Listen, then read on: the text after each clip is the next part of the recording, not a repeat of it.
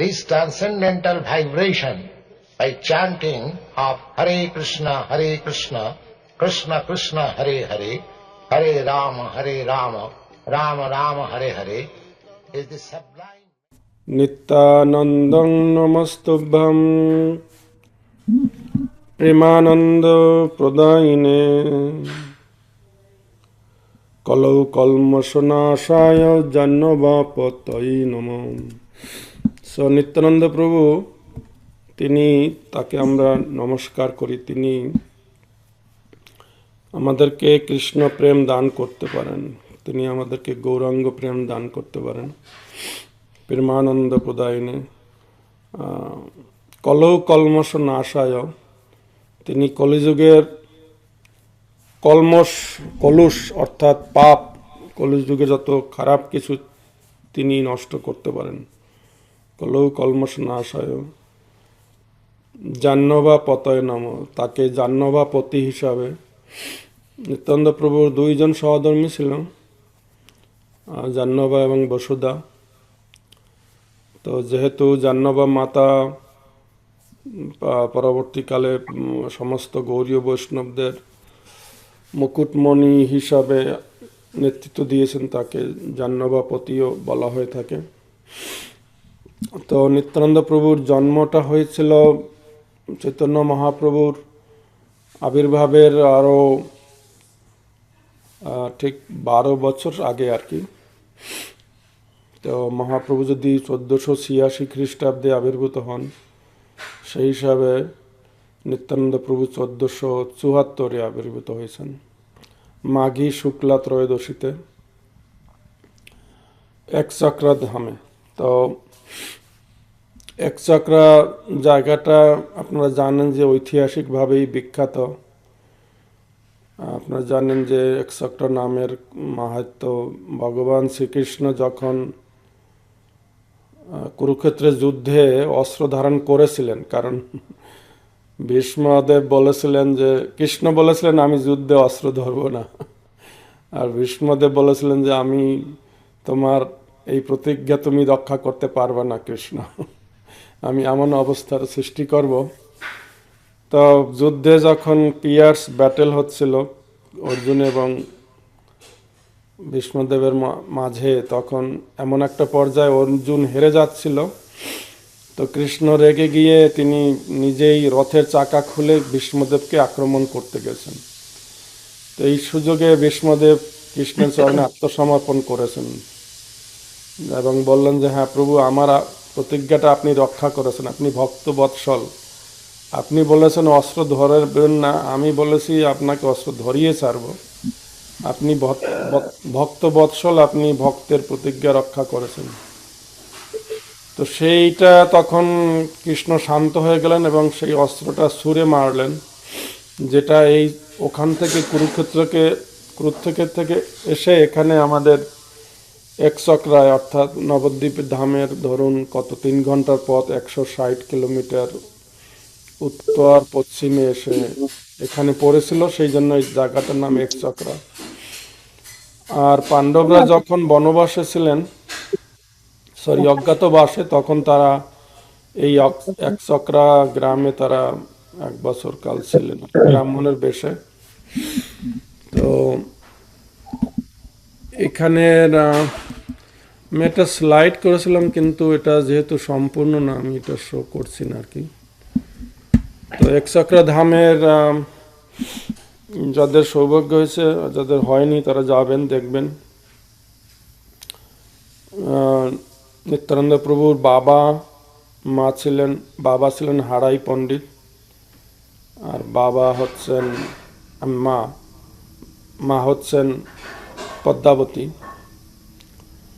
তো নিত্যানন্দকে পদ্মাবতীর কোঙরও বলা হয়, যেমন গদাধর পণ্ডিতকে রত্নাবতীর কোঙর বলা হয়, কোঙর। তো নিত্যানন্দ প্রভুর বাবা হারাই পণ্ডিত, এটা তার হারাই ওঝা বা হারাই পণ্ডিত, এটা তার অ্যাকচুয়ালি ডাক নাম, কিন্তু ওনার নাম হচ্ছে মুকুন্দ বন্দ্যোপাধ্যায়। ওনার বাবার নাম অর্থাৎ নিত্যানন্দ প্রভুর দাদুর নাম হচ্ছে মুরারি বন্দ্যোপাধ্যায়।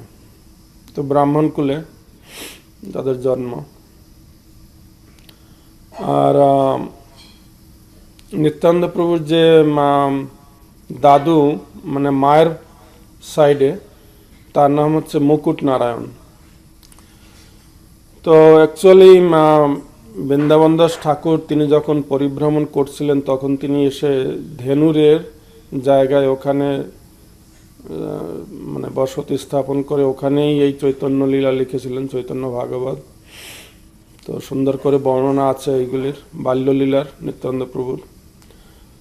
তো আপনারা জানেন যে নিত্যানন্দ প্রভু তত্ত্ব মানে হচ্ছে উনি স্বয়ং বলরামের মানে বলরাম স্বয়ং কৃষ্ণের প্রথম প্রকাশ হচ্ছে বলরাম। বলরাম থেকে আমরা জানি যে চতুর্ভুহ প্রকাশ হয়, সংকর্ষণ, বাসুদেব, প্রদ্যুম্ন, অনিরুদ্ধ। সেখান থেকে আবারও দ্বিতীয় প্রকাশ হয় সংকর্ষণ, প্রদ্যুম্ন, অনিরুদ্ধ, সংকর্ষণ, বাসুদেব, প্রদ্যুম্ন, অনিরুদ্ধ। এই সংকর্ষণ থেকে আসে হলো আপনার এই জড়জগতের প্রকাশ যখন হয় তখন মহা কি বলে বিষ্ণুর অবতার আসে এই সংকর্ষণ থেকে, নারায়ণ থেকে অ্যাকচুয়ালি। তো এরা সকলেই মানে বলরাম বা নিত্যানন্দ প্রভু প্রকাশ। এবং জড়জগতে মহাবিষ্ণু থেকে আসে গর্ভোদকশায়ী বিষ্ণু। এক একটা যখন আমাদের প্ল্যানেট তৈরি মানে ব্রহ্মাণ্ড সৃষ্টি হয়, গর্ভোদকশায়ীর নাভিশ্বাস মানে রোমকূপ থেকে বা তার শ্বাস গ্রহণের সময় শ্বাস ত্যাগ এরকম এভাবে। তো এক একটা ব্রহ্মাণ্ডে আবার ভগবান প্রবেশ করেন গর্ভোদকশায়ী হিসাবে। আবার এক একটা জীবের ভিতরে তিনি ক্ষীরোদকশায়ী বিষ্ণু আমাদের পরমাত্মা হিসাবে তিনি প্রবেশ করেন। তো নিত্যানন্দ প্রভু এই সৃষ্টির মূল মানে ভগবানের পরেই তার প্রকাশ। আর আমরা আর একটা কনসেপ্ট জানি যে সেব্য ভগবান, সেবক ভগবান।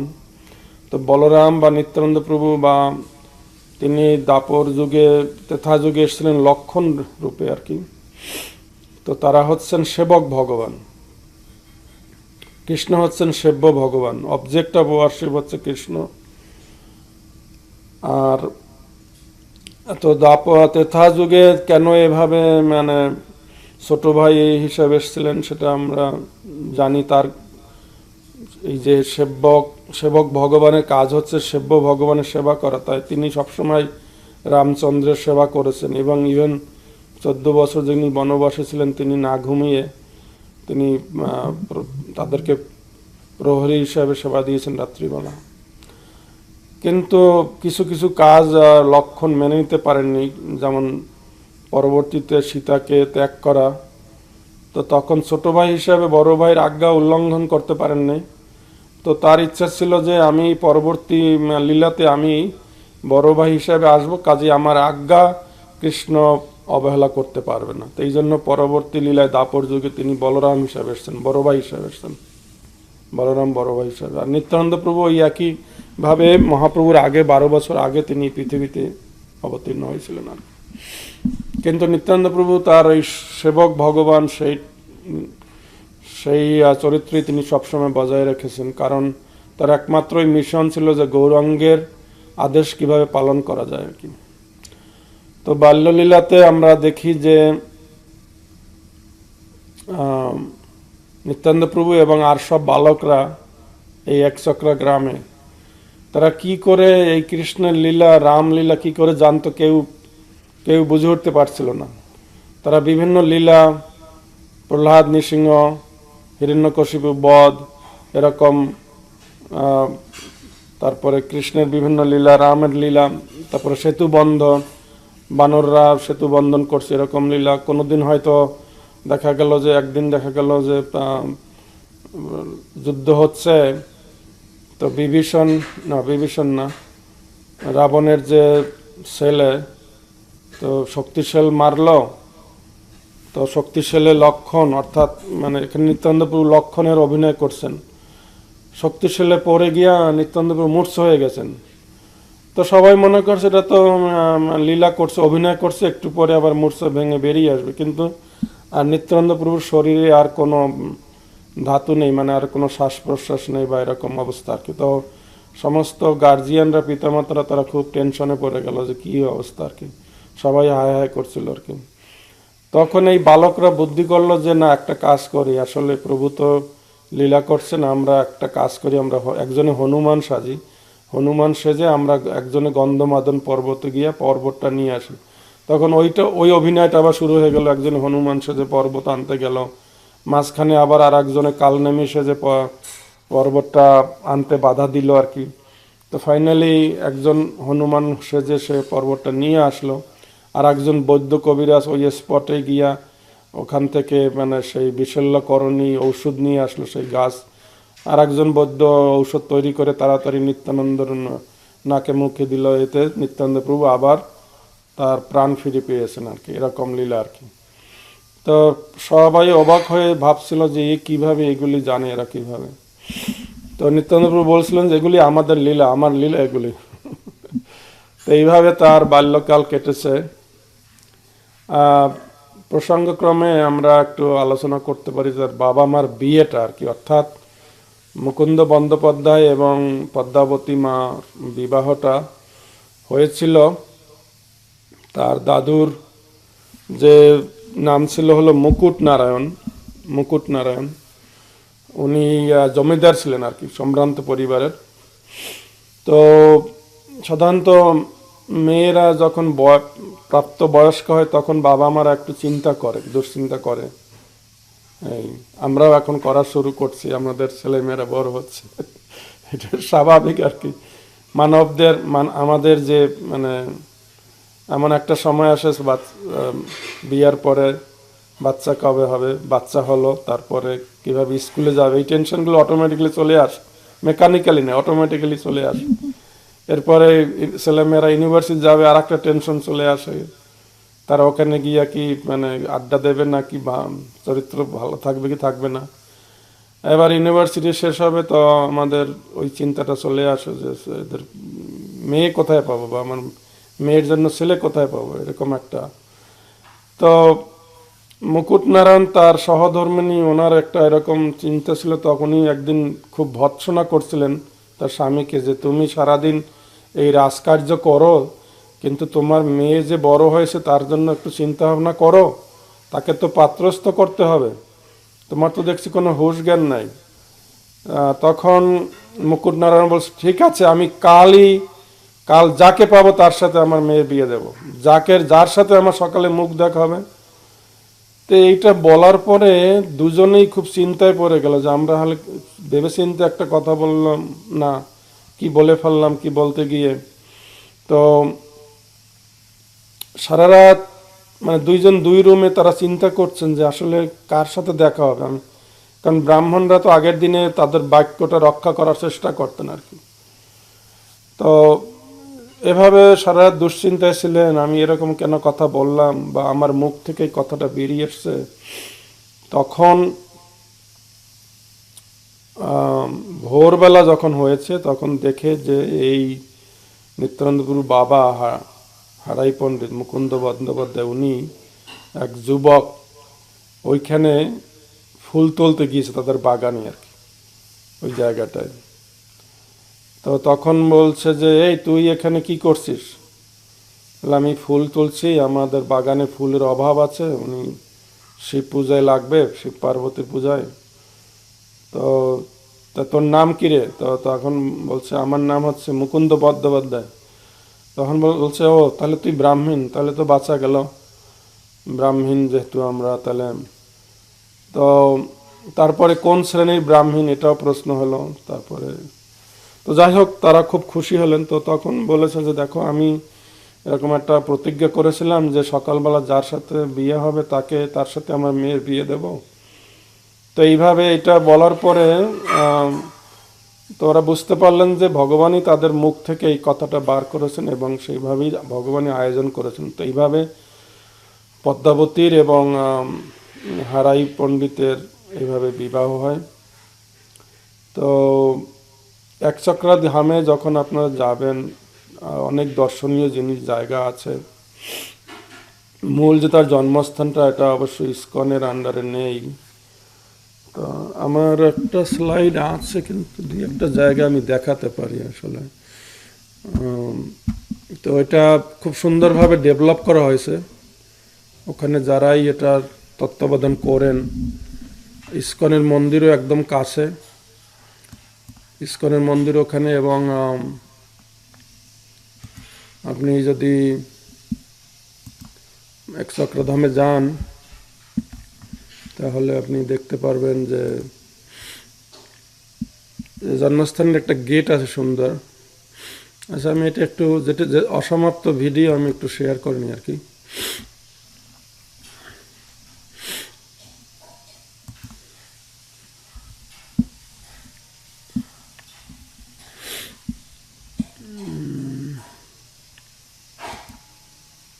সরি,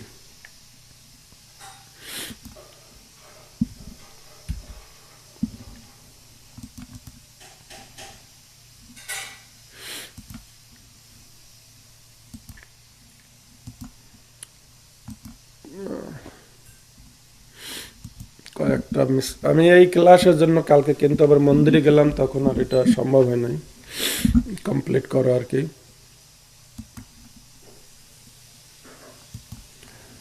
তো গর্ভবাস জায়গাটা আর কি, নিত্যানন্দ প্রভু যেখানে জন্ম হয়েছে,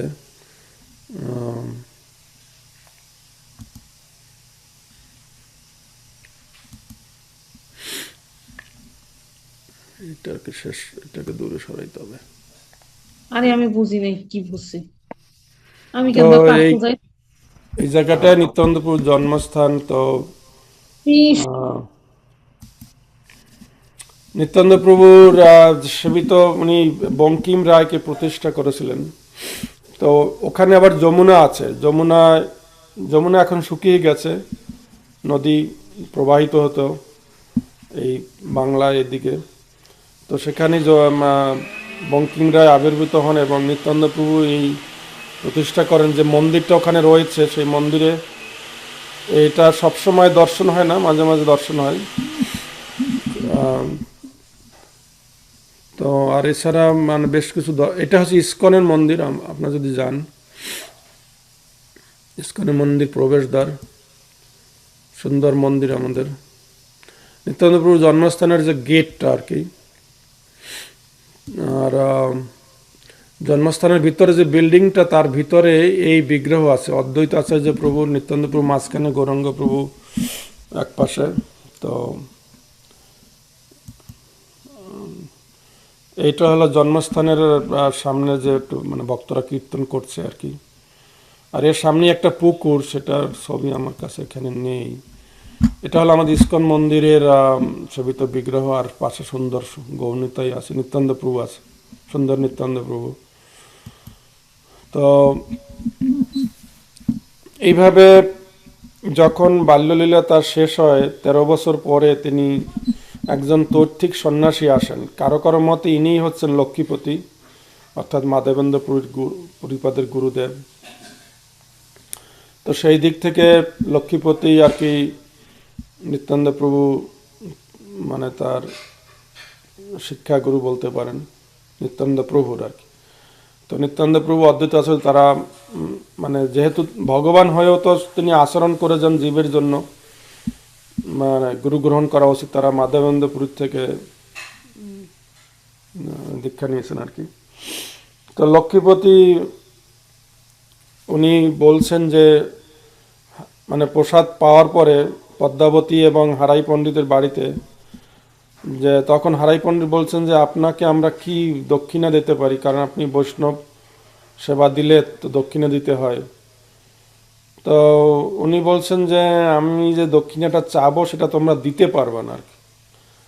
এবারে হারাই পণ্ডিত উনি বললেন যে না, আমাদের তো কর্তব্য, আমরা গৃহস্থ, আমাদের তো প্রণামী দিতে হয়। তো তখন ঠিক আছে, তুমি যখন বলছো আমি বলি, আমি ইতস্তত করছি এখনো, যে দেখো আমি সন্ন্যাসী বিভিন্ন তীর্থে যাই, আমার কমণ্ডলু বা আমার বস্ত্র বহন করার জন্য আমি আমার একজন অ্যাসিস্ট্যান্ট দরকার, তো আমি চাই তোমার এই ছেলে নিত্যানন্দকে আমাকে দাও, আমার সাথে তীর্থ ভ্রমণ করবে। তো তখনকার যুগে এমন না যে আমাদের সন্ন্যাসী আমাদের মন্দিরে আসলেন, দর্শন করলাম, উনি তো আবার আসবেন, ওরকম ছিল না আর কি। এই সন্ন্যাসী যে আর ওই বাড়িতে ফিরে আসবেন কিনা কোনো গ্যারান্টি ছিল না আর কি। তো তখন তো বাবা মা ভেঙে পড়েছে আর কি, যে কি বললাম, এখন তো প্রতিজ্ঞা রক্ষা করা দরকার। তো প্রতিজ্ঞার ক্ষেত্রে তাদেরকে ধরা হয়ে থাকে, না, হারাই পণ্ডিতকে ধরা হয়ে থাকে কম্বাইন্ড, মানে দশরথ, মহারাজ দশরথ এবং দাপর যুগের বসুদেব, তাদের মানে বচনবদ্ধ হওয়া, যে বসুদেবের আপনারা জানেন যে তার ভগ্নির কাছে, ভগ্নিকে কংসের কাছে দিবেন, এটা তার বচন ছিল আর কি। তিনি সেই বচন পূর্ণ করেছেন, বচনবদ্ধ আর কি। একই দিক থেকে মানে দশরথ মহারাজ তার স্যাক্রিফাইস করেছিলেন রামকে 14 বছরের জন্য আর কি। তো তো এইভাবে হারাই পণ্ডিত বা মুকুন্দ বন্দ্যোপাধ্যায়কে একই কম্বাইন্ড ইনকার্নেশন ধরা হয় আর কি, দশরথ এবং বসুদেবের আর কি। আর পদ্মাবতীকে ধরা হয় সুমিত্রা এবং এখানে বলরামের মা, নামটা ভুলে গেছি তাদের, বারুণী এবং না রোহিণী, তাদেরকে ধরা হয় আর কি। তো যাই হোক, তো এই জিনিসটা আমার কাছে খুব স্টানিং লাগে, যে সেই সময়ও, এখন থেকে কত 550 বছর আগে মানুষ তার বচন দিলে সেটা রক্ষা করত বা চেষ্টা করতো আর কি। বর্তমান যুগে তো আমরা সকালে প্রতিজ্ঞা করি, বিকালে সেটা ভঙ্গ করি। সকালে প্রতিজ্ঞা করি আমি আর সেলফোন ধরবো না, আমার 16 মালা জপ হবে তারপরে, কিন্তু আমরা মাঝখানে কতবার সেলফোন ধরি। তো যাই হোক, তারা নিত্যানন্দকে এই সন্ন্যাসীর হাতে তুলে দিলেন। সন্ন্যাসী নিত্যানন্দকে নিয়ে অন্তর্ধান হয়ে গেলেন এবং মানে সমস্ত গ্রামবাসীরা তাকিয়ে রইল। এবং যেরকম দশরথ মহারাজ রামের বিরহে তিনি কিছুদিন পরে তিনি প্রাণ ত্যাগ করেছেন, এইভাবে হারাই পণ্ডিত এবং পদ্মাবতী তারা 3 মাস ধরা হয়, 3 মাস পরে তারা নিত্যানন্দের বিরহে তারা তাদের ভৌমলীলা শেষ করেছেন। তো এরপরে আপনারা জানেন যে নিত্যানন্দ প্রভু তীর্থ ভ্রমণ, সমস্ত তীর্থ ভ্রমণ তিনি করেছেন। এইখানে ভাগবতের সাথে মিল পাওয়া যায় আর কি। তো গৌরাঙ্গ লীলা, কৃষ্ণলীলা এবং রামলীলার সাথে অনেক জায়গায় মিল পাওয়া যায়, অনেক জায়গায় আর কি। তো ওইখান থেকে আমরা বুঝতে পারি যে আসলে মানে ভগবানই এসেছিলেন কলিযুগে আর কি, মহাপ্রভুর রূপে, এবং বলরাম এসেছিলেন নিত্যানন্দ প্রভু। তো ভাগবতে আছে যে বলরাম কুরুক্ষেত্র যুদ্ধের সময় তীর্থে ভ্রমণ করে সমস্ত তীর্থ ভ্রমণ করেছিলেন, ভারতবর্ষের সমস্ত তীর্থ, সমস্ত প্রান্তে তিনি গিয়েছিলেন। তো কালকে আমাদের এই ক্লাসে বলেছিলেন করুণা মাতা যে কতটি জানি 34টা না কতটা তীর্থ। তো ওই তীর্থগুলি আবার নিত্যানন্দ প্রভু এরকম ভ্রমণ করেছেন আর কি। তো ভ্রমণ করতে করতে এসে তিনি বৃন্দাবনে এসেছেন। বৃন্দাবনে এসে সমস্ত জায়গায় তিনি খোঁজ করছিলেন যে তার কানাই কোথায় আর কি। তো তিনি একটা দৈববাণী শুনলেন যে তুমি এখানে তার দর্শন পাবে না, তিনি নদিয়াতে অবতীর্ণ হয়েছেন এবং তিনি এখন সংকীর্তন লীলা করবেন, তোমার জন্য অপেক্ষায় আছে, তুমি সেখানে যাও আর কি। তো নিত্যানন্দ প্রভু নদিয়াতে এসছেন। নদিয়াতে আসার পরে আমি এটা বলে শেষ করছি আর কি, নন্দন আচার্যের ঘরে এসে উঠেছিলেন আর কি। এদিক থেকে মহাপ্রভু বলেছেন যে আজকে আমি একটা খুব সুন্দর স্বপ্ন দেখলাম যে তালধ্বজ, বলরামের তালধ্বজ আমাদের এই বাড়ির পাশে এসছে।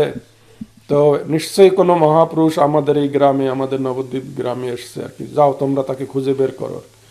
তো মহাপ্রভুর সমস্ত পার্শ্বদরা খোঁজ করতে বের হলো। খুঁজে বের করতে গিয়া সারাদিন পরে তারা কাউকে পেল না যে অন্য জায়গা থেকে কোনো প্রবাসী কেউ এসছে এখানে। তারা আবার মহাপ্রভুর কাছে ফিরে আসছে। মহাপ্রভু বললেন, তোমরা কি মূর্খ নাকি? ভগবানকে এইভাবে খুঁজে পাওয়া যায় যদি তিনি প্রকাশ না করেন? নিজে প্রকাশ না করেন, চলো আমি তোমাদের নিয়ে যাবো আর কি। তো সরাসরি মহাপ্রভু তার সচিমার বা অঙ্গন থেকে হেঁটে নন্দন আচার্যের ঘরে এসেছেন এবং সেখানে নিত্যানন্দ প্রভুর দর্শন হয়। এই লীলাটা খুব সুন্দর বর্ণনা আছে যে তাদের একজন আর একজনের দিকে তাকিয়েছিলেন 2 মিনিট 3 মিনিট করে, একজন আর একজনের মানে তাদের রূপ মাধুর্য আস্বাদন করছিলেন এবং দুইজনেরই চোখের থেকে প্রেমাশ্রু বইছিল আর কি। দুইজনেই হাত বাড়ি আলিঙ্গন করে যেন এরকম ধরেছিল এবং তারপরে তারা আলিঙ্গন করলেন আর কি। তো এইভাবে বুঝতে পেরেছে সমস্ত নদিয়ার ভক্তরা যে এই হচ্ছে বলরাম, আমাদের এই হচ্ছে কৃষ্ণ এবং এই বলরাম তিনি এসছেন নিত্যানন্দ রূপে। তো আমি আমার অংশটা শেষ করলাম বাল্যলীলা। তো কেউ যদি বাকি লীলাগুলি শেষ করেন, সর্বতারক প্রভু।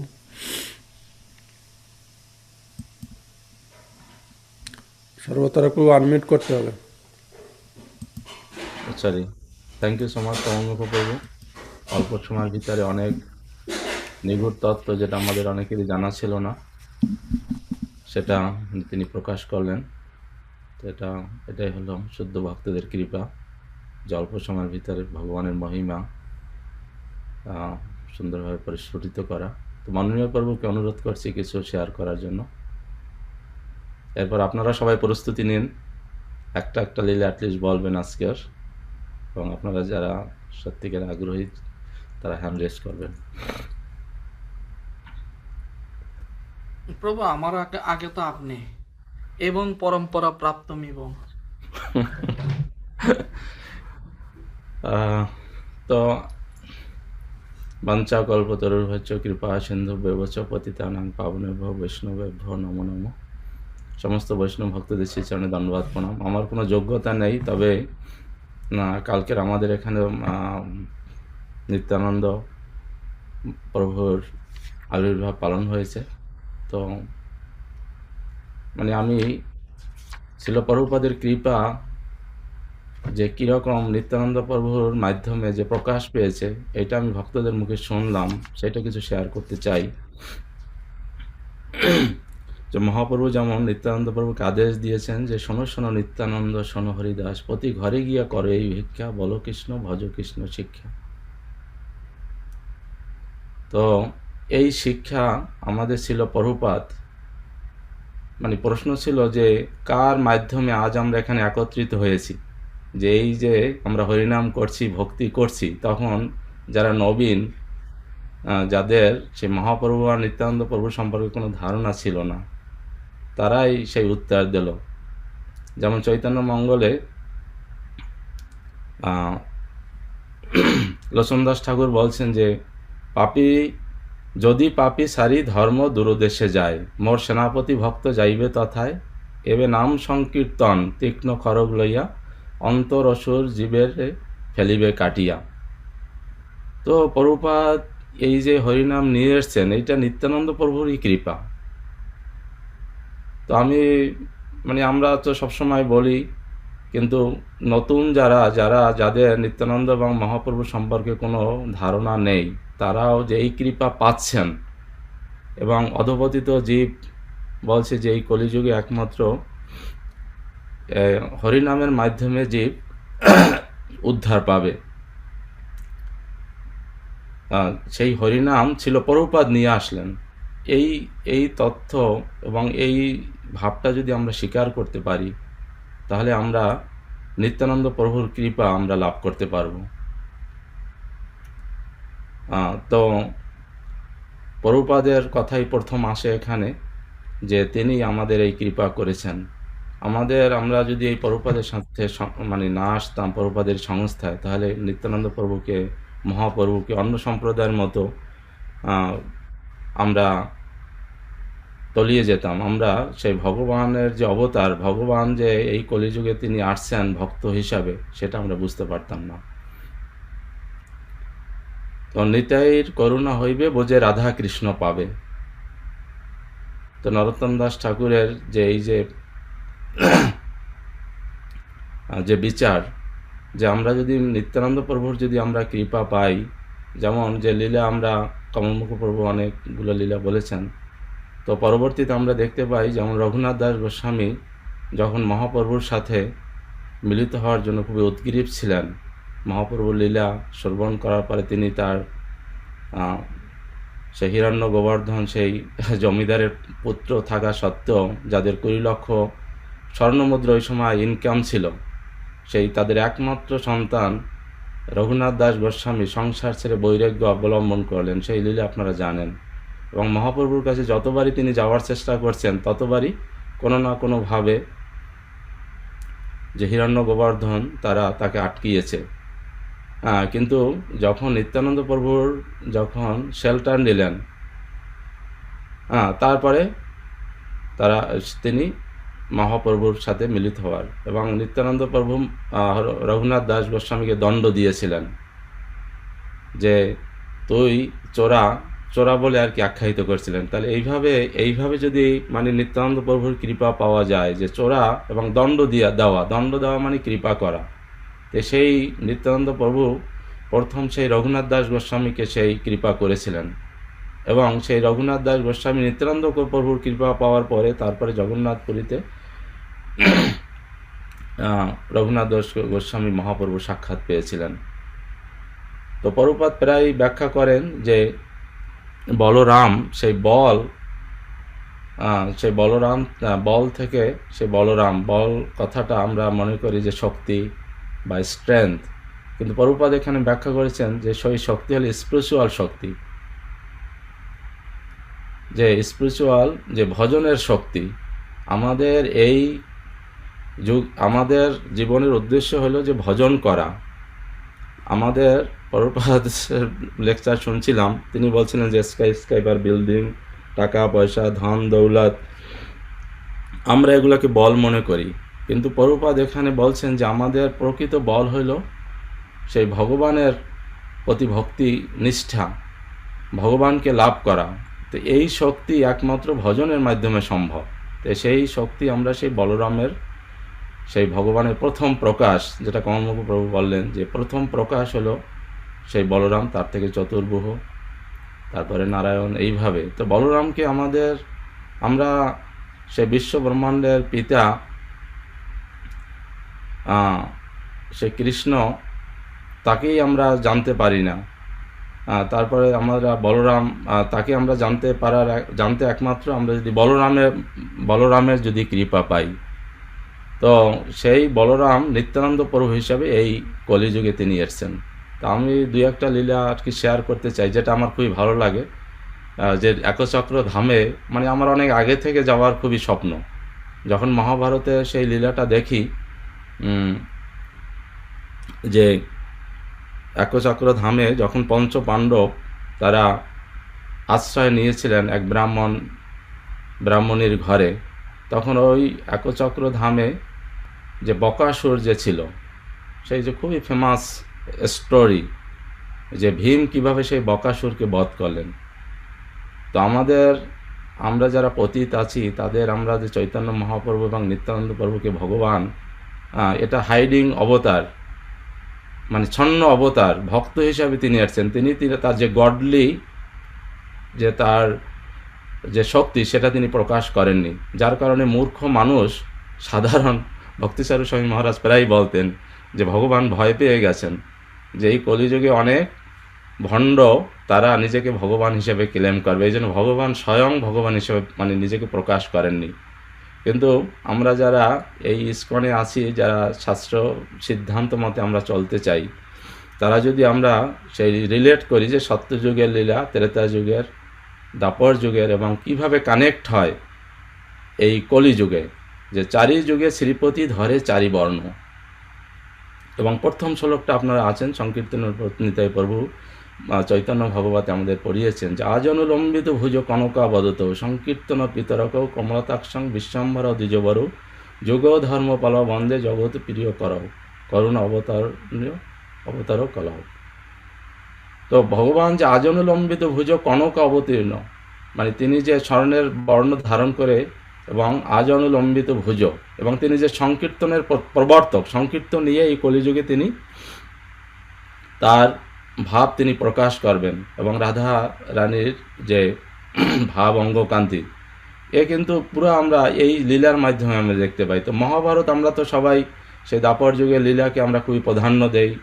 যুধিষ্ঠির, পঞ্চপাণ্ডব, তো যখন তারা সেই ব্রাহ্মণের ঘরে যখন আশ্রয় নিলেন, তখন ওইখানে ছিল যে ওই বকাসুর কি করতেন, ওই গ্রামবাসী মানে যখন তখন এসে হামলা করতো, তারপরে সেই বিভিন্ন রকমের পশু, গাভী, ছাগল, তার মানুষ সব কিছু তারা সে ধ্বংস করত, মানে সে অনিষ্ট করত, খেয়ে নিত। তো এটা খুবই আতঙ্ক ছিল সেই বকাসুর। কিন্তু এই গ্রামবাসীরা তারা ওই বকাসুরের সাথে একটা সন্ধি করলো যে তুমি এইভাবে যখন তখন হামলা করবে না, কিন্তু তোমাদের প্রত্যেক দিন তোমাকে একটা বড় গরুর গাড়িতে বিভিন্ন রকমের পিঠা, পানা, ধান, মানে চাল, তারপরে বিভিন্ন রকমের ফল ইত্যাদি এক গাড়ি মানে খাবার দেওয়া হবে, সেই সাথে তোমাকে মদ দেওয়া হবে এবং একটা করে গরু, তারপরে একটা করে মানুষও দেওয়া হবে। কিন্তু ওই ব্রাহ্মণের ওই দিন ছিল তাদের পালা, মানে প্রত্যেক ঘর থেকে একজন করে এরকম ওই বকাসুরের খাবার হিসাবে একজন করে এক ব্যক্তিকে পাঠানো হতো। তখন ব্রাহ্মণ বলছে যে ব্রাহ্মণীকে তুমি যাও, মানে স্বামী স্ত্রীর ভিতরে এরকম মানে আলোচনা হচ্ছিল যে স্বামী বলছে স্ত্রীকে যে আমি যাই, তুমি থাকো, তুমি মানে ছেলে মেয়েদের দেখো, আর স্ত্রী বলছে আমি যাব, আবার ছেলে মেয়েরা বলছে যে আমরা যাব বাবা তোমাদের। তো এভাবে কোনো আপনজনকে কেউ হারাতে চায় না। কিন্তু এই কান্না যখন রাত্রে কুন্তী দেবী শ্রবণ করলেন যে এই ঘরে আমরা আশ্রয় নিচ্ছি, কিন্তু এদের ভিতরে একটা অশান্তি, একটা মনের এদের ভিতরে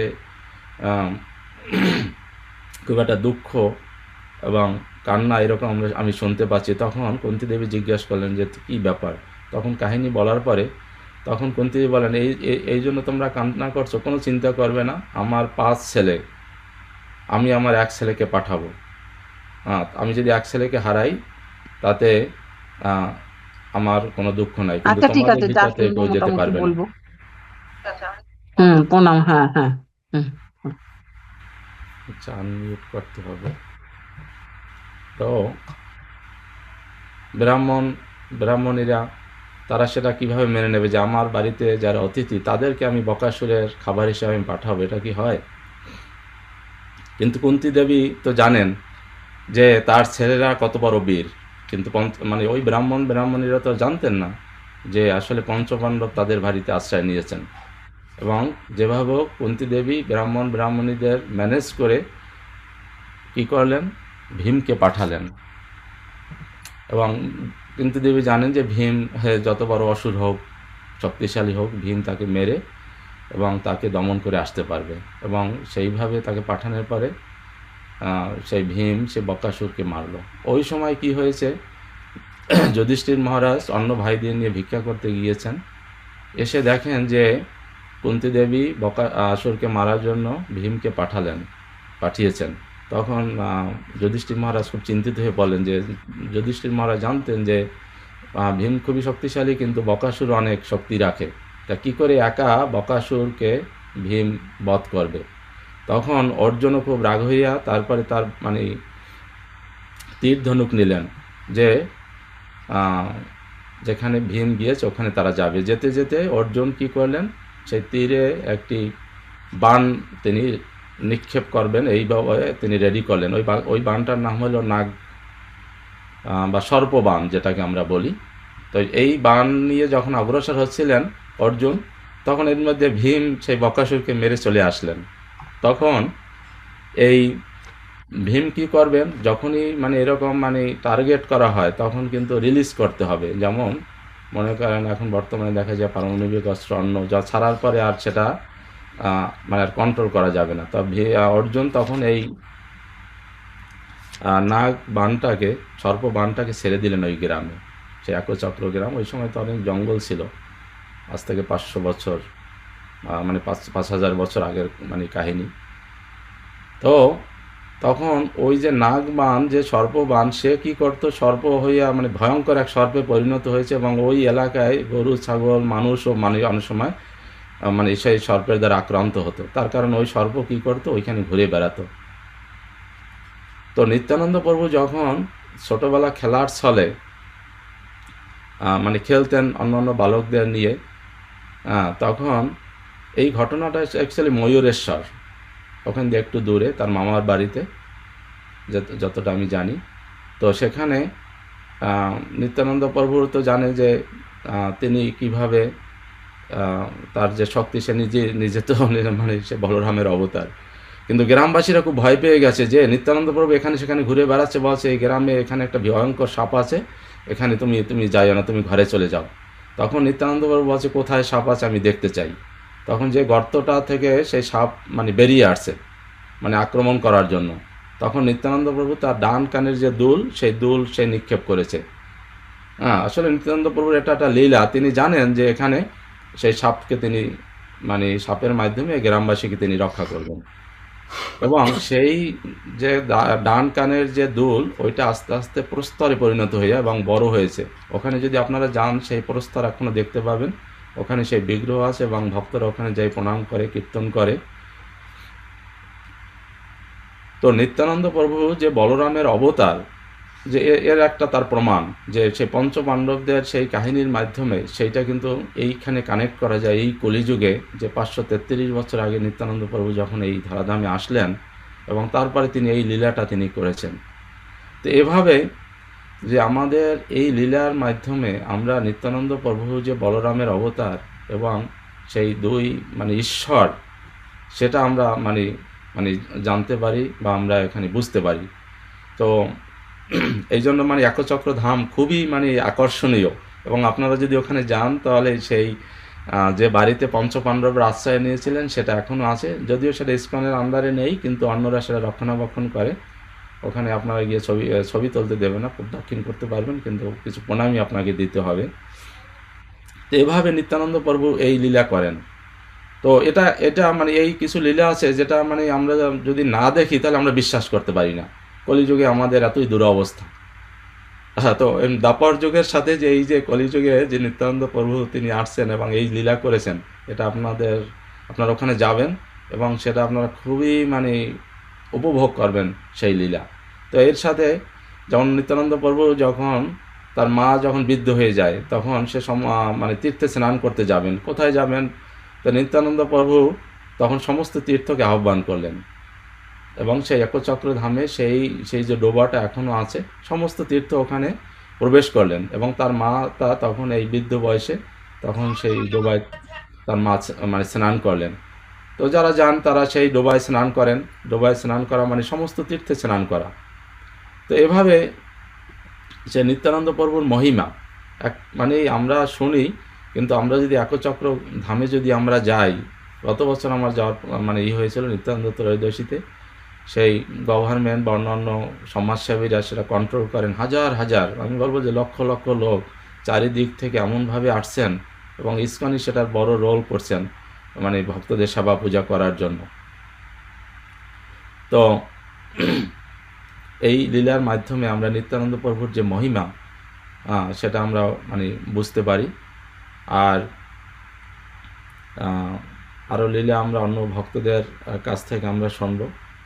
তারপরে দ্বাপর যুগের সাথে যদি আরও আপনারা কানেক্ট করতে চান, শ্রীদাম একমাত্র ব্যক্তি যে দ্বাপর যুগের পরে বেঁচে ছিলেন এবং সে আশ্রয় নিয়েছিলেন গিরি গোবর্ধনে।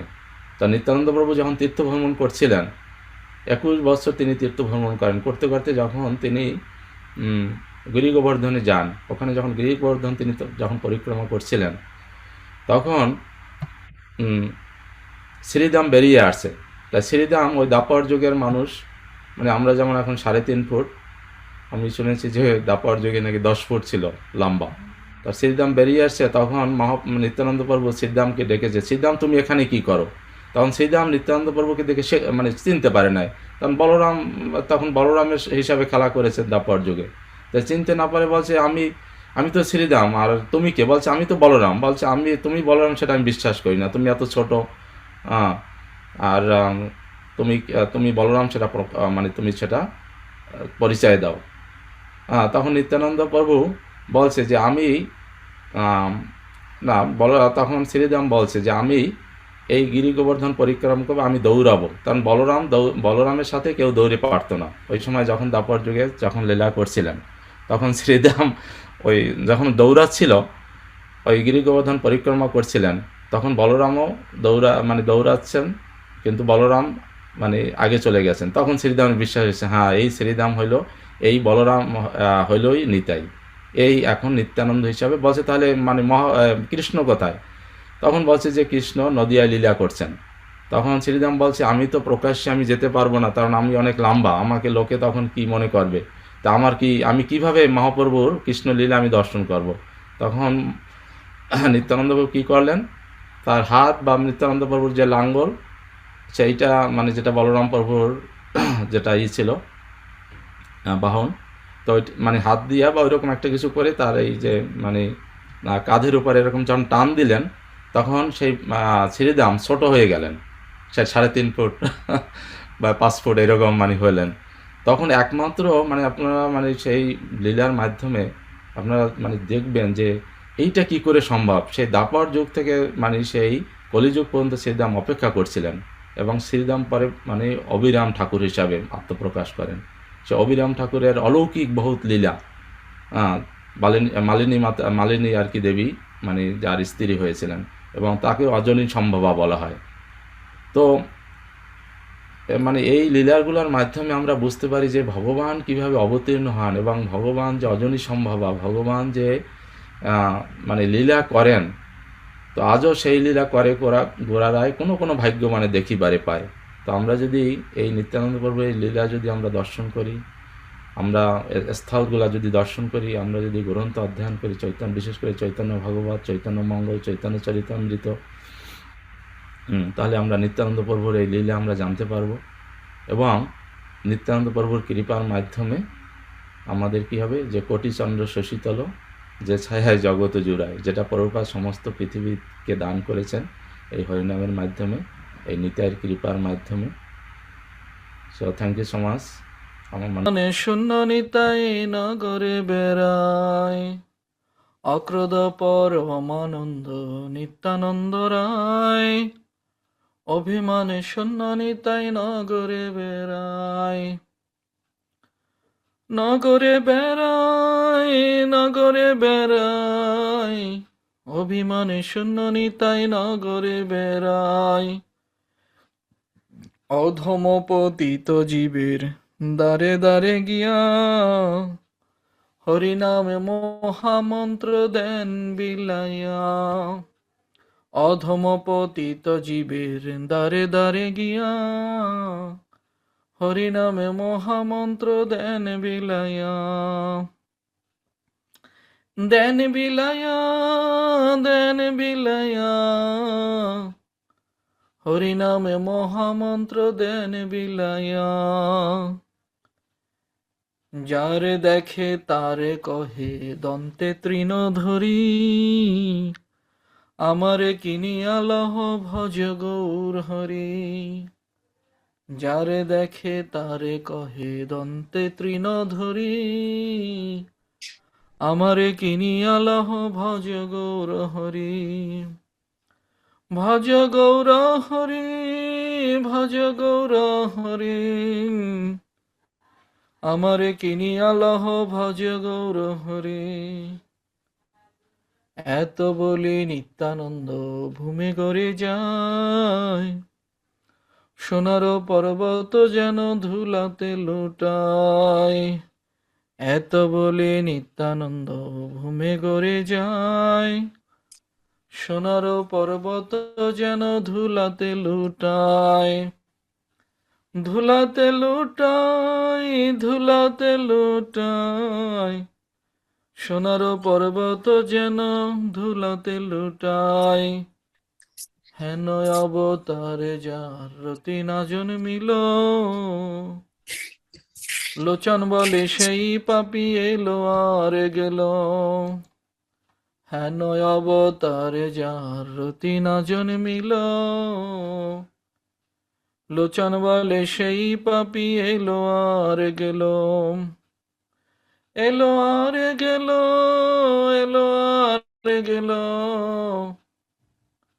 লোচন বলে সেই পাপি এলো আর গেল, অক্রোধ পরমানন্দ নিত্যানন্দ রায়, অভিমানে শূন্য নিতাই নগরে বেড়ায়, হরে কৃষ্ণ কৃষ্ণ কৃষ্ণ হরে হরে, হরে রাম রাম রাম হরে হরে, হরে কৃষ্ণ কৃষ্ণ কৃষ্ণ হরে হরে, হরে রাম রাম রাম হরে হরে।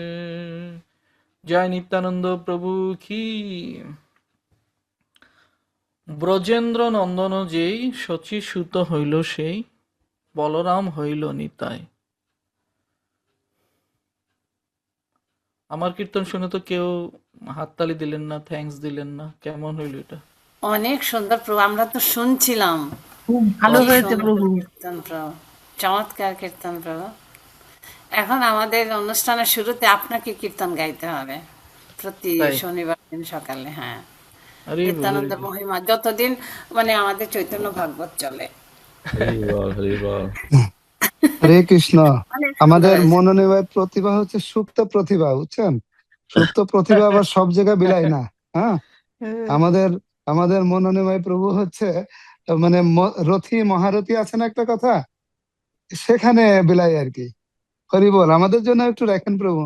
হরে কৃষ্ণ হরি প্রভু, বল। আপনার চরণে প্রণাম। কারণ আপনাকে প্রশংসা করে আমরা ছোট করতে চাই না। হরি বল, আচ্ছা আচ্ছা আচ্ছা, বাহ, বড় থাকেন। বাহ, হরে কৃষ্ণ, খুব ভালো হয়েছে। অলরাউন্ডার প্রভু, মনোনীয় প্রভু হচ্ছে অলরাউন্ডার।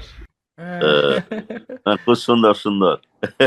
উনি তো আসলে নিত্যানন্দের প্রতিনিধি আমি বলবো, কারণ বাংলাদেশের মানে সর্বত্রই ওনার প্রচার। তো উনি নিত্যানন্দের প্রতিনিধি আমি বলবো ওনাকে। না, না, খুব ভালো। থ্যাংক ইউ সবাইকে আমাকে এই অদমকে উৎসাহ দেওয়ার জন্য। তো আমাদের পূজ্যপাদ কমলমুখ প্রভু এবং সর্বতারক প্রভু নিত্যানন্দ প্রভুর অনেক মহিমা কীর্তন করেছেন। তো আমি একটা বলবো, সেটা হচ্ছে যে আপনারা জানেন নিত্যানন্দ প্রভু যখন নবদ্বীপে আসেন এবং তারপরে নিত্যানন্দ প্রভু শ্রীবাস ঠাকুরের গৃহে অবস্থান করেছিলেন মহাপ্রভুর নির্দেশে, এবং শ্রীবাস ঠাকুরের স্ত্রী মালিনী দেবীকে নিত্যানন্দ প্রভু মাতৃজ্ঞান করতেন, এবং মালিনী দেবীও শ্রীবাস নিত্যানন্দকে নিজের পুত্রের মতো স্নেহ করতেন। তো একদিন মালিনী দেবী তিনি ভগবানের সেবার বাসন টাসন এগুলো মার্জন করছিলেন। হঠাৎ একটি কাক এসে ঘিয়ের যে পাত্র বাটিটি সেটা নিয়ে চলে যাচ্ছিলেন। তখন মালিনী দেবী হাই হাই করছেন, হাই হাই হাই হাই, আমার ভগবানের ঘিয়ের পাত্রটি নিয়ে চলে যাচ্ছে। তিনি খুব করছেন, আক্ষেপ করছেন। তখন পাশে নিত্যানন্দ প্রভু বসেছিল, বলছেন মা মা মা মা তুমি তুমি আক্ষেপ করো না, তুমি দুঃখিত হয়ে না, এখনই তোমার বাটি ফেরত আনার আমি ব্যবস্থা করছি।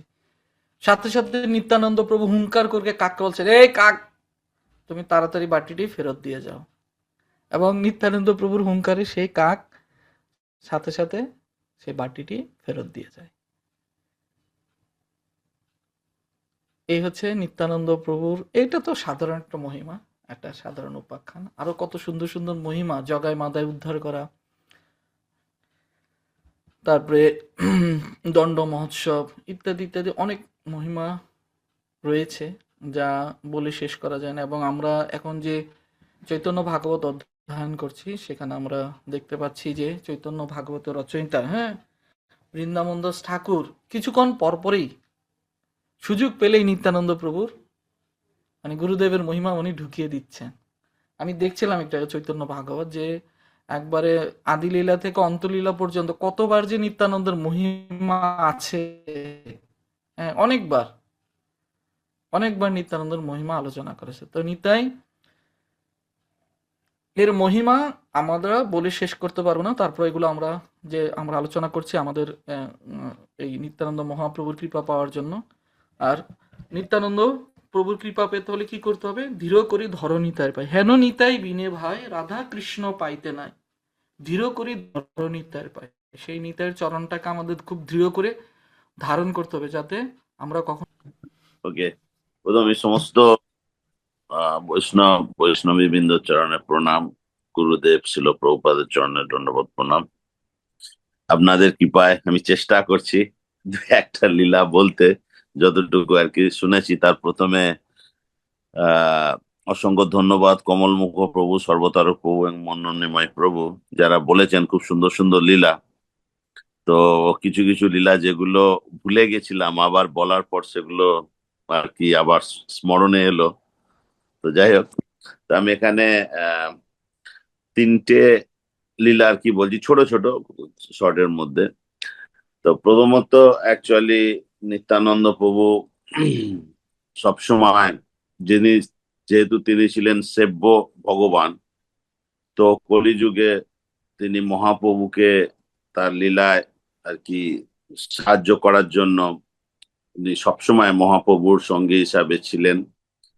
তো একবার যখন চাঁদ কাজী, আপনারা যদিও সেই লীলাটা সবাই জানেন, তো চাঁদ কাজী সংকীর্তনে বাধা দেবার ফলে তো একদিন তো মহাপ্রভু নিত্যানন্দ প্রভু আর অদ্বৈত আচার্য প্রভু এনারা মিলে ওনার ঘরে গেছিলেন, হ্যাঁ, ওনার আর কি গৃহে। তো সেখানে তখন মানে যেহেতু এর আগের দিন ওই মৃদঙ্গ টিদঙ্গ ভাঙার এই সমস্ত একটা লীলা ছিল, এটা আপনারা জানেন। তো সেই দিনকে আর উনি কোনো ডিস্টার্ব করেননি। তো তখন ওনার কারণ হিসাবে জানতে গেলে অ্যাকচুয়ালি এই ছলে আর কি মহাপ্রভু এবং নিত্যানন্দ প্রভু ওনাকে কৃপা প্রদান করতে গেছিলেন। তো যাই হোক, তো তখন মহাপ্রভু প্রশ্ন করেছিলেন যে কি ব্যাপার, আজকে তো তুমি আর সংকীর্তনে কোনো বাধা দিলে না।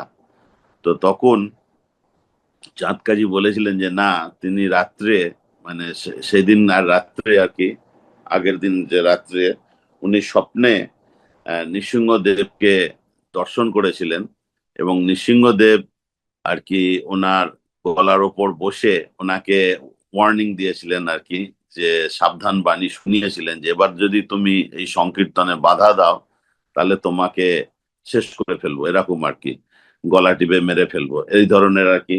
তো সেই ভয়েতে উনি আর কি খুব ততষ্ট হয়ে গেছিলেন, এবং উনি বুঝেছিলেন যে মহাপ্রভু স্বয়ং ভগবান এবং নিত্যানন্দ প্রভু সেখানে ছিলেন। তো সেখানে বলা হচ্ছে যে ওনাদের দর্শনে যে পবিত্র হয়ে যায়, হ্যাঁ, তো এইভাবে চাঁদ কাজী তার আসরিক ভাব মানে মনোভাব থেকে করে তাদের দর্শন এবং পর্শনের মাধ্যমে তিনি চাঁদ কাজীতে পরিণত হয়েছিলেন। এটা একটা লীলা।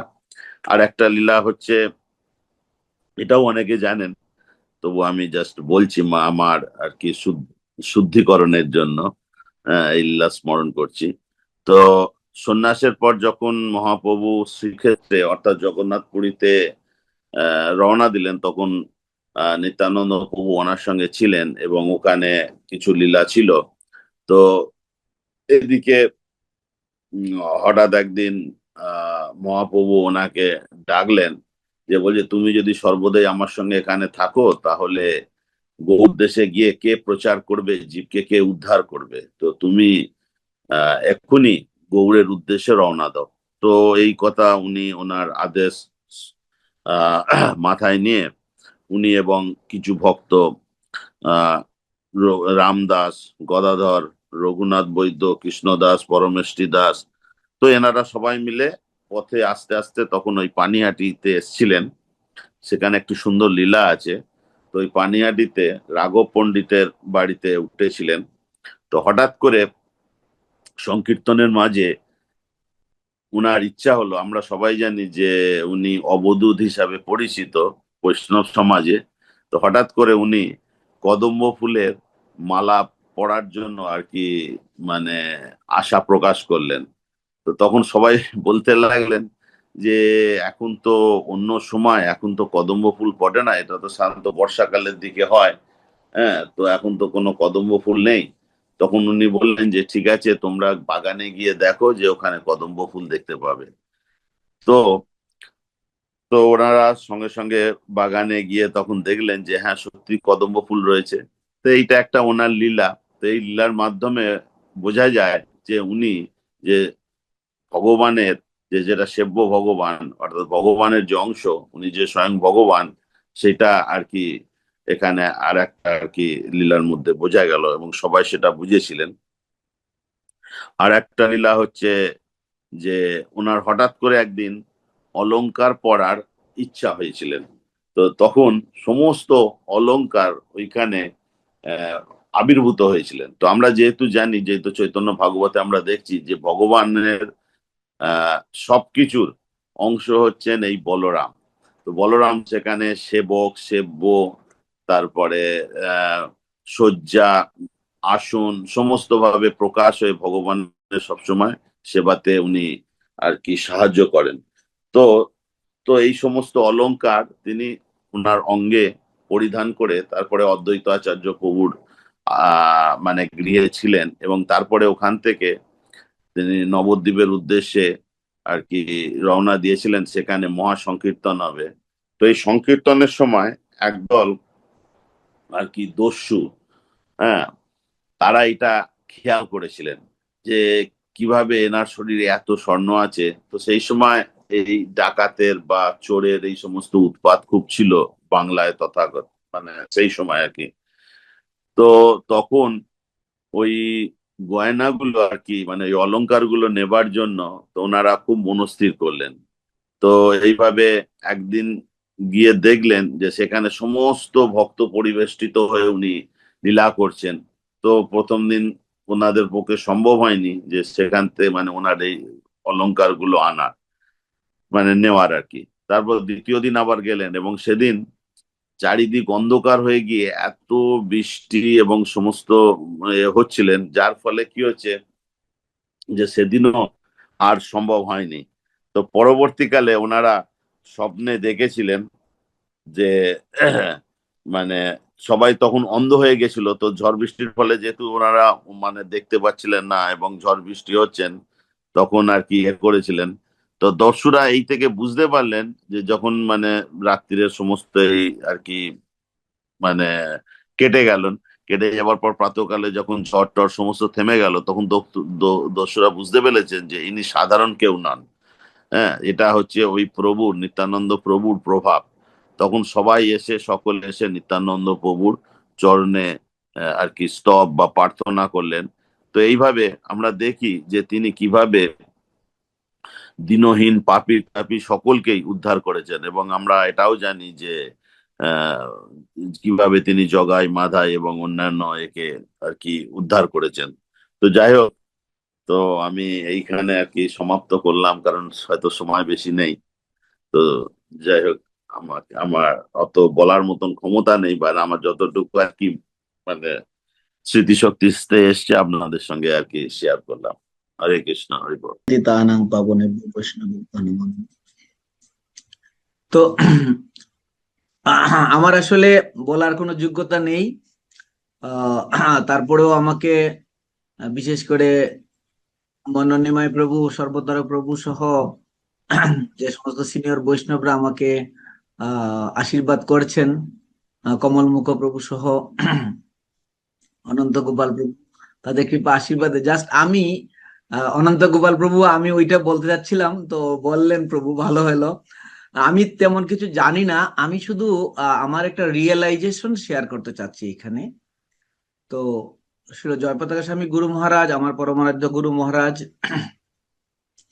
তো গুরু মহারাজ সম্পর্কে আমি একটু বলতে চাচ্ছি এখানে, যে গুরু মহারাজ যখন সেই চৈতন্য লীলা বা নিত্যানন্দ মহিমা বলেন, তো আমি শুনলাম গুরু মহারাজের, সেখান থেকে আমার একটা ফিলিংস আমি বলছি। সেটা হলো যে যখন চৈতন্য লীলায় যখন মহাপ্রভুর সঙ্গে যখন নিত্যানন্দ প্রভু এই পুরী ধামে চলে গিয়েছিলেন, তখন নিত্যানন্দ প্রভুকে ডেকে মহাপ্রভু বললেন যে আমরা দুজনেই এখানে চলে এসেছি, তো তোমার বঙ্গে যাওয়া দরকার। তখন নিত্যানন্দ প্রভু মহাপ্রভুকে বললেন, তাহলে আমার সঙ্গে আরো কিছু ভক্তের দরকার। তো মহাপ্রভু বললেন, ঠিক আছে, তোমার যাকে ইচ্ছে তুমি তাকে নিয়ে যেতে পারো। তখন নিত্যানন্দ প্রভু অবিরাম দাস সহ আরো অন্যান্য কিছু ভক্ত সহ রওনা হলেন বাংলার উদ্দেশ্যে। তো উনারা পথিমধ্যে এই কৃষ্ণ লীলার বিভিন্ন লীলাগুলা করতে চাচ্ছিলেন। তো যখন লীলা করছিলেন ভক্তরা মিলে, তখন ওনারা মূল রাস্তা হারিয়ে ফেলেছিলেন, এবং যেখানে দূরত্ব মোটামুটি 1 মাস লাগে, সেখানে ওনারা প্রায় 3 মাসে এই পৌঁছেছিলেন সেই নবদ্বীপ ধামে, প্রথমে পানিহাটিতে। তো পানিহাটিতে আসার পরে অনন্ত গোপাল প্রভু যেটা বললেন যে ওই লীলাটার কথা, যে এই কদম্ব ফুল আনার জন্য যখন বললেন কদম্ব ফুলের মালা, তো সেটা গিয়ে সম্ভবত লেবু গাছের মধ্যে গুরু মহারাজ যেভাবে বললেন, লেবু গাছের মধ্যে তারা দেখতে পেলেন যে সেই কদম্ব ফুল ফুটে আছে এবং সেটা এনেই নিত্যানন্দ প্রভুকে দিলেন। তারপরে সেখানে অনেক নৃত্য কীর্তন চলতে থাকলো। এতই নৃত্য কীর্তন, গুরু মহারাজ এভাবে বলছিলেন একদিন মানে 1 ঘন্টা, একদিন, তো 1 সপ্তাহ, 1 মাস, 3 মাস এরকম চলছে। তো